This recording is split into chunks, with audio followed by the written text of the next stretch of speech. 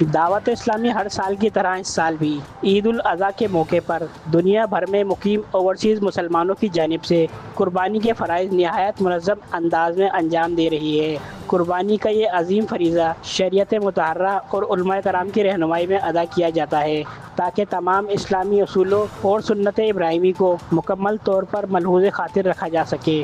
دعوت اسلامی کے فلاحی شعبے FGRF کے تحت قربانی کا گوشت غریب، نادار، یتیم اور مستحق خاندانوں میں تقسیم کیا جاتا ہے تاکہ عید کی خوشیوں میں سفید پوش اور ضرورت مند افراد کو بھی شریک کیا جا سکے۔ دعوت اسلامی کے شعبہ FGRF کے تحت اجتماعی قربانی کا سلسلہ جاری ہے۔ اچھا، اس کی تفصیل میں آپ کو بتاتا چلوں کہ اجتماعی قربانی اوورسیز مسلمانوں کی جانب سے رقم دی جاتی ہے جس سے غریب اور مستحقین میں گوشت تقسیم کیا جاتا ہے۔ تو ہمارے ساتھ یہاں پہ دعوت اسلامی کے ذمہ داران موجود ہیں، ان سے بات کرتے ہیں کہ مزید تفصیل انہی سے جانتے ہیں، ان کی زبانی۔ جی، یہ آج جو دعوت اسلامی کے تحت جو اجتماعی قربانی صلو علی الحبیب صلی اللہ تعالی علی محمد صلی اللہ علیہ وسلم۔ الحمدللہ ہم یہاں موجود ہیں دعوت اسلامی کی، جہاں پہ اوورسیز قربانی ہو رہی ہے، اور دعوت اسلامی اوورسیز قربانی کرتی ہے جو بیرون ملک میں مسلمان رہتے ہیں۔ الحمدللہ وہ دعوت اسلامی کے ساتھ جو ہے وہ اجتماعی قربانی میں حصہ لیتے ہیں، اور وہ ان کی قربانی دعوت اسلامی پاکستان میں کر رہی ہوتی ہے، اور یہ بالکل علماء کرام کی شرعی رہنمائی کے ساتھ کر رہی ہوتی ہے۔ ماشاءاللہ جان پوچھتے یہاں پہ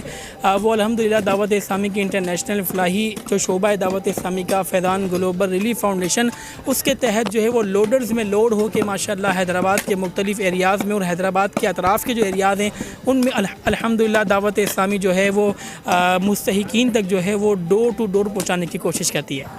اس فلاحی عمل کا مقصد صرف قربانی ادا کرنا نہیں بلکہ دکھی انسانیت کی خدمت، بھائی چارے کے فروغ اور اسلامی تعلیمات کے مطابق ضرورت مندوں کی مدد کرنا بھی ہے۔ کیمرہ ٹیم کے ہمراہ زاہد غوری، وطن نیوز، حیدرآباد۔